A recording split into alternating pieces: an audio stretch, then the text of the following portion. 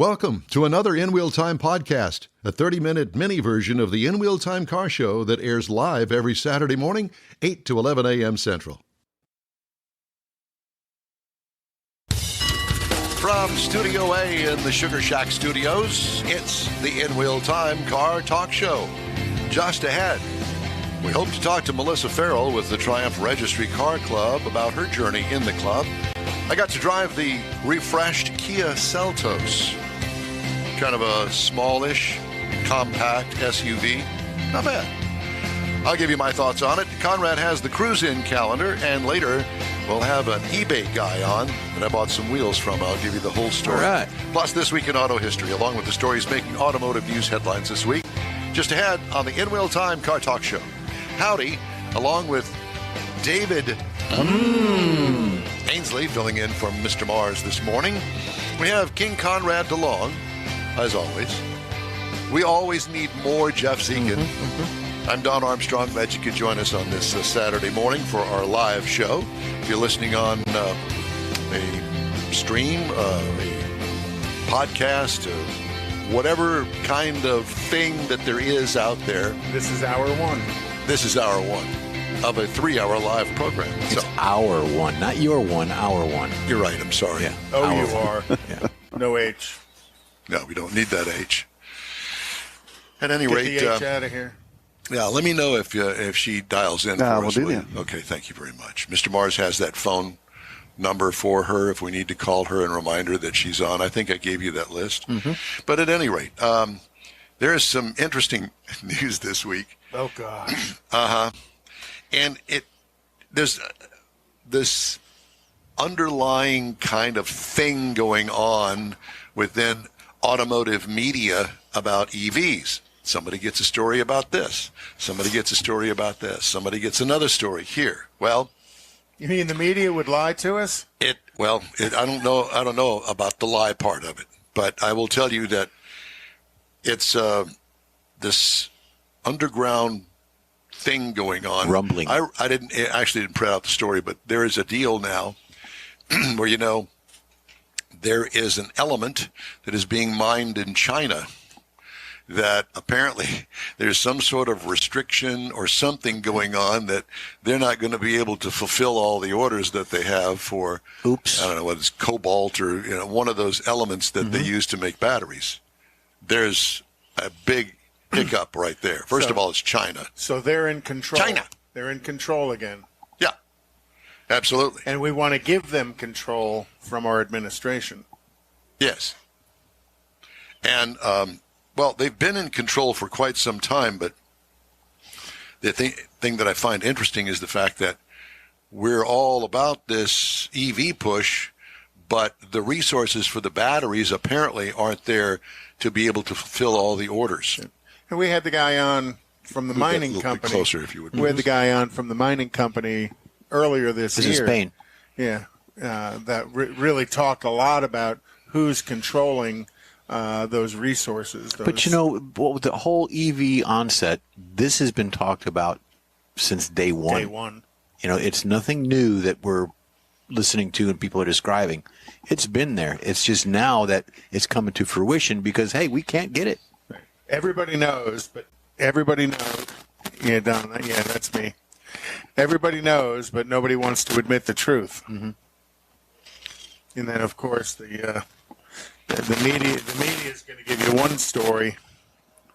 Yeah, the media is going to give you one story and hopefully something close to the truth. The problem is that this console sits out here, audio console sits out here all week long, not being used. And then we turn it on and expect it to work, and the little things that we listen to and control your microphone and all get a little scratchy. A little dusty, a little dirty, a little corroded. Just like you. Dusty and dirty. Okay. And corroded. So at any rate, back to the story. In addition to all of these things that I'm hearing rumblings about when it comes to EVs, Ford Motor Company said Wednesday it is unlikely Mustang Mach-E electric vehicles currently in dealer showrooms will qualify for federal tax credits beginning in January. Now they got them sitting on the lots from what I understand. I have not talked to a Ford dealer, but U.S. Treasury issued guidance last week detailing new battery sourcing restrictions that take effect January 1st, aimed at weaning the U.S. EV supply chain away from China. The model Mach-E qualifies for a $3,750 federal tax credit. Ford has sold 35,908 Mach-E EVs in the U.S. in the first 11 months of the year, up 3.5% over the same period last year. In October, Ford said it was cutting some Mach-E production. Yeah, because they've got 100-plus days supply. Ford also said in October it was postponing about $12 billion in EV investments, including delaying its second battery plant in Kentucky. Ford also said in October it was temporarily cutting one of 3 shifts at the Michigan plant that builds its electric F-150 Lightning pickup truck, citing multiple constraints, including supply chain issues. Wasn't that all part of the strike and guarantees of these battery plants and electric vehicle plants were included in the pay structure of the strike? It just shows you how smart these negotiators are, even on the manufacturer side versus the union side. So smart on one side, dumb on the other. None of them are smart. And the ones that made out on the deal with this are the manufacturer side, because now they don't have to honor what they proposed and ratified and all that stuff previous. So I'm thinking this was a ploy. This was a plan that they already knew about, my opinion. Yeah, nana boo-boo, we got you.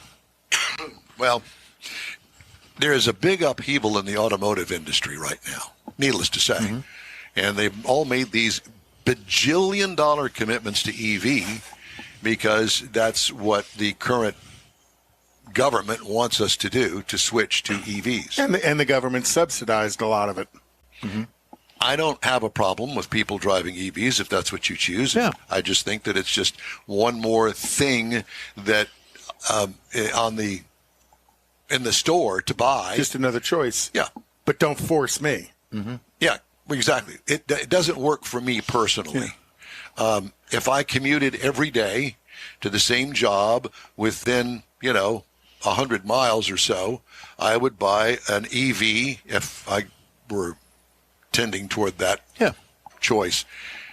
I would buy an EV and just to have one around, and Mama could use it to go to the grocery store, and we could use it to go to church on Sunday. But as far as driving to Dallas and back, I don't think so. Mm-hmm.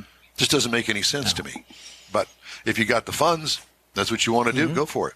Yeah, look at the people in the villages. They all drive golf carts. That's right. Because they choose to, because it's more economical for them. Listen, if I lived in one of those home communities, I would definitely have me a little golf cart. Yeah, absolutely. Yeah, go over to Jeff's house. Yours would look like a 57 Chevy, though. And mine would be tubbed out. Jeff, tubbed out with a Kawasaki 1000 in it. Yeah. That would one be of them. good. One of them trash can mufflers on it. You know what? And I'll bet you that somebody, at least in one of those communities, has something like that. Oh, absolutely. Well, there's a guy at Sugar Creek I played golf with, Alan Stubbs.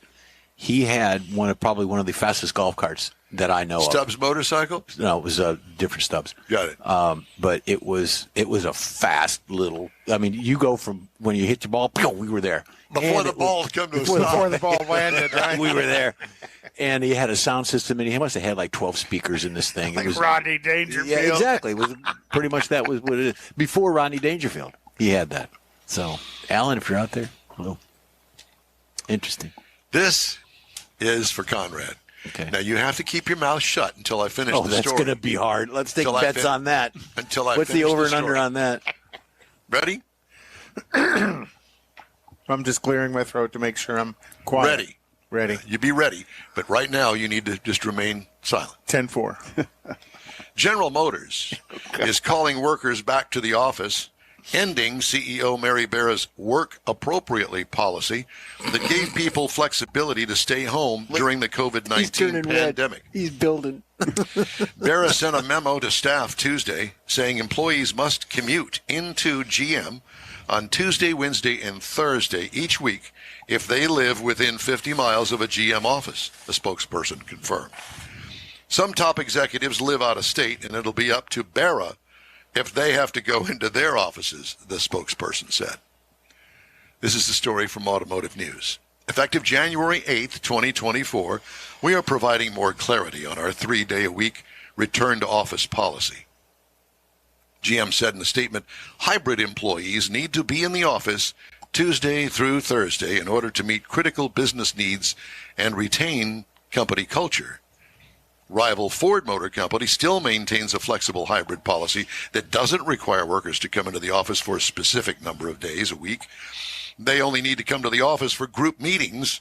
The company uses a hoteling model where instead of permanent desks, people reserve a desk in the building. Okay, now you can comment. So a hybrid model versus an EV model. Okay, huh? yeah, that's funny. But you can comment on the story now. 3 days a week. It's okay. It shows the stupidity of senior management. Either way. And I'm interested in the out-of-state executives. So I thought if you were an executive working for General Motors in Detroit, Motor City, that you would have an office in the I would imagine that there are some people that have permanent desks and permanent offices. Oh, yeah, I'm sure still. they do. Now, if I don't know the last time you were in the Renaissance Center for General Motors in that building, it's fabulous. It's an amazing, amazing building. It's laid out amazingly. But they still have the Warren Tech Center, and the Warren Tech Center's got a ton of offices and people reporting out there. And then you've also got Milford and people reporting. You got out Lansing. There's divisions in Lansing too. So I get that, but the question I had was out of state. So are you in? Well, it's like Bowling Green, or it'd be like me. I'm out of state. When I was with General Motors, I wasn't a senior. You were a satellite. He was here in Houston, Texas. My office is up in Dallas. But you weren't a corporate executive. You were just in middle management. But all those people that reported to that office in Dallas when I was there, they were there 5 days a week. Yeah. They're going back to the office. They're not going to be allowed to work out of the house, and because a lot of the work they did in the office was on the phone and on their computer, which that was what they were doing from the house. Mm-hmm. Now they have to go physically to the office to do the same thing. Well, obviously this whole change about was because of COVID, and people couldn't go into the office or weren't allowed to go in the office. And quite frankly, I wouldn't have wanted to go into a great big office with thousands of people not knowing what we do now about COVID, because they scared the hell out of everybody. We're going to die if we catch COVID. Well, it sounds like the same thing they're telling us about electric cars. Pretty much. You're going to die if you don't drive an electric car. Yeah. So at any rate, it's an interesting turnaround. It's like all the global warming stuff. They had this big global warming meeting in Dubai, and they were saying, oh, you need to stop eating meat. Well, they're eating, somebody had released the menu for that global warming that was conference. very fancy stuff. It was Wagyu beef and, high end. All the smoked meats and stuff. I'm like, yeah, what's right for me is not right for you. So, same thing with Miss 29 million. Well, this is not just in Detroit. Lamborghini. There you go. Has reached a deal with unions to introduce Hey, Tony! Lamborghini has reached a deal with unions to introduce a 4-day week for its production workers. The labor associations in the company said as more manufacturing groups reconsider the structure of the work week for their employees. The move comes at a time when many companies and public offices are changing people, how many people work to improve employee well-being and promote company savings after the COVID-19 pandemic and rising costs. Similar 4-day work schemes adopted in other European countries, such as Britain, have found the employees worked more in less time. Job retention and recruitment improved, and sickness levels went down. Because you're already home. In the U.S., the idea of a 4-day work week was part of the UAW's initial bargaining gift wish with the Detroit 3 automakers, but it didn't advance at the bargaining table, despite the union winning historic gains in wages and benefits from the companies. Production workers on a rotating 2-shift schedule will alternate a 5-day week with a 4-day week, overall cutting 22 days of work each year, the union said. Wow. There's 22 selling days in a month. 22 and a half, sometimes 23 selling days, depending if it's a 4-week or 5-week month. Well, So these there's are 20 these are predictions. production workers. Yeah, and those same production workers are all getting laid off because they eliminated all these battery plants they're building that were also included in this overview of things that were negotiated in the union contract. Uh-oh. Everything's a changing. Mm-hmm. Have you got that? Times they are a change. Yeah, And but I mean, big things that are changing, affecting tens of thousands of people, and not just here in the United States, but globally. Work weeks. changes. Sounds like a David Bowie song, doesn't it? That's right, it does. Anyway, We have the guest available. we do. Yes, we do. Oh, okay. Do we want her big screen, or you want to do a I'll split get her. screen? However you want to do it. So, Melissa, I don't hear her, but Melissa, you there? Is she muted? Might be muted. no, she might be muted. I don't see that she's muted. Am I muted? No, you go. no, you're good. Dun, We just dun, need you to say dun. something. So, Melissa Farrell with the Triumph Registry Car Club. She got involved in the club with her late husband, went on to compete in SCCA nationally, and now has multiple cars. I assume Triumph cars. We do have a couple of Triumphs, and we have an MG. We have a 03 Retro T-Bird, and I have a Miata. So we have a little bit of everything. Except they're all sports cars. And they're all small. They're all they're all small. Yeah, we see a theme going on here. But Yeah. at any rate, well, it's great to talk to you, and thanks for joining us on this Saturday morning, Melissa. We appreciate it. So you got involved in this car club with your late husband. How long has it been since he passed? He passed in February. February of this year. Well, we're sorry to hear that. But obviously, he had the bug and transferred it to you. Oh yeah, early on. We were married for 51 years, and he, when we first got married and moved close to the Gulf Coast, we decided we needed a small car to drive along the coast, and my husband found a TR250 that was mechanically sound, but needed some work. It was multicolored. Oh. I'm sure your listeners have heard that before. Well, when it comes to Triumphs, a lot of them need a lot of work. If we understand that. Yeah. We got someone to braze some of the really bad stuff, and then the little stuff, it kind of sat. And finally, I asked my husband, "Well, what do you have to do?" And we didn't know anything, so we were putting Bondo in the low areas, and he showed me how to do it, and I said, I can do that. Yeah. I was an art major in college, so sculpture. It's like paper right mache. Yeah. So we did that. That was our first. And then we picked up TR3B. Mm-hmm. That was pretty much a planter. Planter. So trees growing out of it. And that sat for a long time, probably about 20 years, but in a garage or a barn, or it was always safe. And finally in 2000, we finally had the time and the space to work on it, and we rebuilt it together. Of course, the engine was done by professionals, but we did a lot of the little stuff and put things together. Sure. And it became a great car. We showed it in 2003, and it got best of show at regionals. Oh wow! And then the same year we went to nationals, though, and something happened, and there was I probably won't get this right, but there was some kind of a bolt or something that came loose and flew into the crankshaft, and halfway through the show, it just wouldn't run. So great at first, and then not so great, but we took it home, found the problem, fixed it, and got it to a nationals, I think a couple of years later, and it did very well. So which one did you track?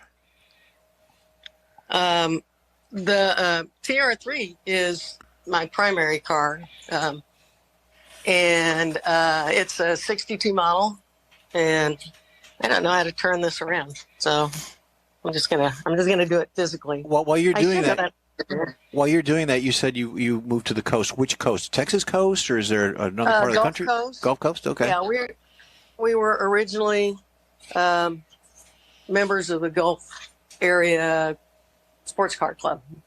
I don't know if you can see the car. Oh, yeah. It's a Bug-Eye. I love the Bug-Eye. Well, yeah, it's kind of like that, but it's a Triumph. The Bug-Eye's, let me see.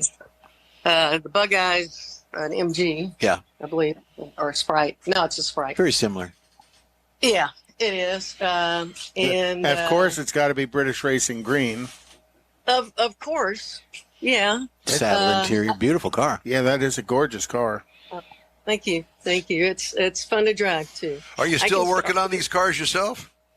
I do a little bit. The club has a couple of guys. One of them is a traveling mechanic, and he comes out and Helps you with the heavy duty stuff? Yeah. Well, it's not so much heavy duty. It's just right there. This is a Stag that we were working on. I really wish I could turn this camera around, and I know there's some way to do it, but I'm not finding it. The Stag is being worked on, and Jerry Grouse will come out and help. There you can see. Melissa, are you still? Well, we've lost your video signal there. Are you still racing now? Yeah, mostly with the Triumph Club.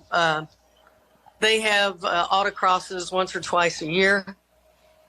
Well, I can't get my. Well, don't. Are you there? No worries. Yeah, That's okay. We're Just still talk here, to us. and we're running a little bit short on time. So, at any rate, sorry. we won't worry about that.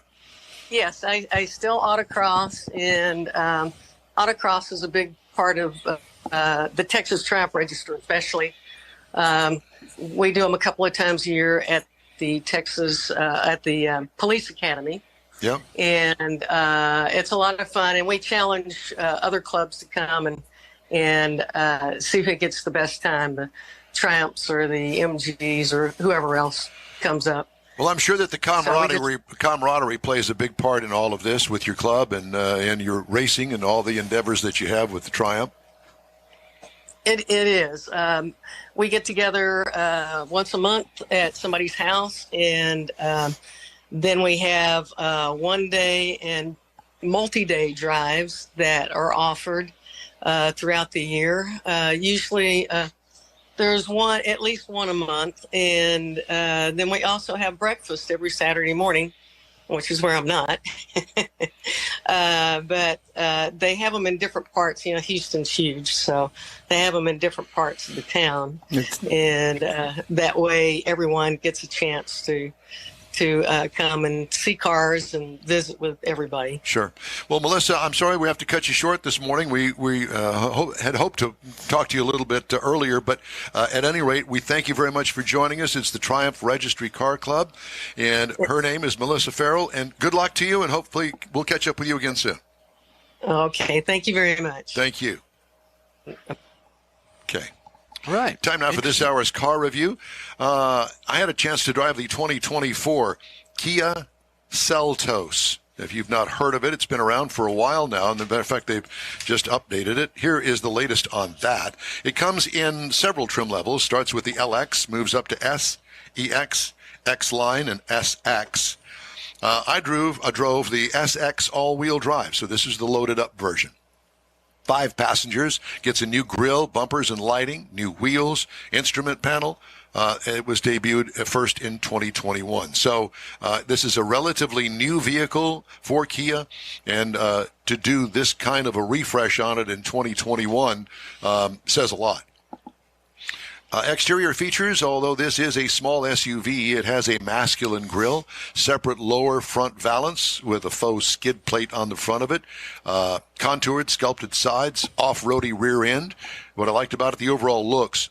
get high marks, in my opinion. What could use improvement? No suggestions here. The refreshed design looks great. Interior highlights: wide sweeping screen across the dash with instruments and infotainment in that same display. Simple, easy to use controls and functionality. Passive phone charger and cubbies and storage throughout the cabin. Comfortable seating, too, with faux leather. Looks good. Cargo trunk room, probably the largest in its class. I got those 4 brand new wheels that we're going to talk about here in just a minute in boxes, and got all 4 of them laying flat in the back with the second row folded down. Very good. So, yeah, it was impressive. What I liked about it, the wide open hatch, easy to get all of Aunt Edna in there. What could use improvement? Power closer. Since I'm thinking, for the rear hatch? For the rear hatch. This is the top of the line thing. There's the little thing that you could put the button in. This one didn't have it. I don't know why. Engine. 1.6 liter turbo 4-cylinder, 195 horsepower, 195 pound-feet of torque, 8-speed automatic transmission, haul up to 894 pounds. That's not what it's made for. It's a commuter car. If you're looking for, an entry-level car, this would be something you'd want to look for. 25 miles per gallon city, 27 on the highway for a combined of 26. I got 28.4. That's very good. Over 351.5 miles. What I liked about it, plenty of pep, and the transmission was responsive. And I drive a lot of cars that have a disconnect between the engine and the transmission. Is that a full automatic or is it CVT? No, it's full automatic. Oh, wow. 8-speed automatic transmission. It was good. Ride and handling, fairly compliant with such a short wheelbase. Very maneuverable, obviously, in parking lots. What could use improvement? Nothing. Not that I could tell, anyway. Pricing. Base trim price on this car is $29,990. Prices tested. Now, this is a pre-production model, so I'm kind of guessing here. About $32,000. Base model price. You can get in one of these for the $24,390 plunked down on the table. Competitors, Chevy Trailblazer for $23,100, Mazda CX-30, $24,995, and the Honda HR-V for $24,100. So they're all right in there. But if you're in the market for this particular small SUV size vehicle, I would suggest that you put this on your shopping list. Yeah, the Kia tends to be a pretty good value when you total up all the content that's built into one of them as well. That's compared correct. to the others. Yeah. Some people say, well, it's just a simple, cheap little car. Well, simple is good. Cheap, it doesn't appear that way. So less expensive. There you go. That's a good word to use. Okay, so that's my review of the 2024 Kia Seltos. The In Real Time Car Talk Show is available 24/7 through iHeartRadio. Just look for In Real Time Car Talk. We also video stream on Facebook, YouTube, and InRealTime.com. Podcasts on over a dozen of the most popular podcast outlets. The In Real Time Car Talk Show continues right after this quick break. You own a car you love. Well, why not let Gulf Coast Auto Shield protect it? Houstonian John Gray invites you to his state-of-the-art facility to introduce you to his specialist team of auto enthusiasts. We promise you'll be impressed. Whether you're looking to massage your original paint to a like-new appearance, apply a ceramic coating, install a paint protection film, nano-ceramic window tint, or new windshield protection called ExoShield, Gulf Coast Auto Shield is where Houston's car people go. Curbed your wheels? Instead of buying new, why not have them repaired? How about a professionally installed radar detector? Gulf Coast Auto Shield does that too. Get a peek inside the shop and look at the services offered by getting online and heading to gcautoshield.com. Better yet, stop by their facility at 11275 South Sam Houston Tollway, just south of the Southwest Freeway, and get a personal tour. Gulf Coast Auto Shield is your place to go for all things exterior. Call them today, 832-930-5655 or gcautoshield.com. The original group of Lupi Tortilla restaurants will have you telling your family and friends just what the original recipes mean when it comes to the best fajitas in Southeast Texas. Founder Stan Holt invites you to visit the original Lupi Tortilla near I-10 and Highway 6. Here's the original house that inspired the design of all the rest and the original charm that helped make Lupi Tortilla the go-to destination for Houston Tex-Mex. Speaking of original, nothing can compete with the original lime pepper marinade that everyone will agree makes Lupi Tortilla award-winning beef fajitas the best anywhere. Lupi Tortilla Katy is another location that gives you the same quality and service Houstonians have come to expect at Lupi's. It's located just off I-10 and the Grand Parkway at Kingsland Boulevard in Katy. Find yourself in Aggieland? Head to the Lupi Tortilla in College Station, located just around the corner from Kyle Field. It's a great place to enjoy those famous frozen margaritas before or after the game. Headed east to Louisiana? Stop in at the Lupi Tortilla in Beaumont. It too's on I-10. You can't miss it. The original group of Lupi Tortilla restaurants invite you in for the best Tex-Mex anywhere. The In Wheel Time Car Talk Show is now part of the iHeart family. Now you'll have access to 24/7 car talk anytime you need a fix. Just download the iHeart Radio app and ask for In Wheel Time Car Talk, and there we are. Be sure to save us in your iHeart library for instant access. No matter where you are, you have the best car talk show right on your PC, laptop, or mobile device and never have to worry about finding us again.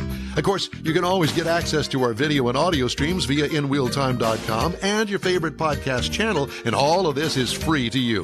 From the iHeart Radio app, you'll not only hear our Saturday morning live show, but the best shows of the past, updated weekly. Never miss a minute of up-to-date new car reviews, pre-owned reviews, Conrad's Car Clinic, informative interviews, automotive news, and the most fun car talk show on the planet. Just download the iHeart Radio app, search for In Wheel Time Car Talk, save it to your library, and with a tap of the icon, you'll be in touch with your favorite car talk team. In Wheel Time Car Talk, streaming now on iHeart.com/In Wheel Time Car Talk. That's it for this podcast episode of the In Wheel Time Car Show. I'm Don Armstrong, inviting you to join us for our live show every Saturday morning, 8 to 11 a.m. Central on Facebook, YouTube, Twitch, and our InWheelTime.com website. Podcasts are available on Apple Podcasts.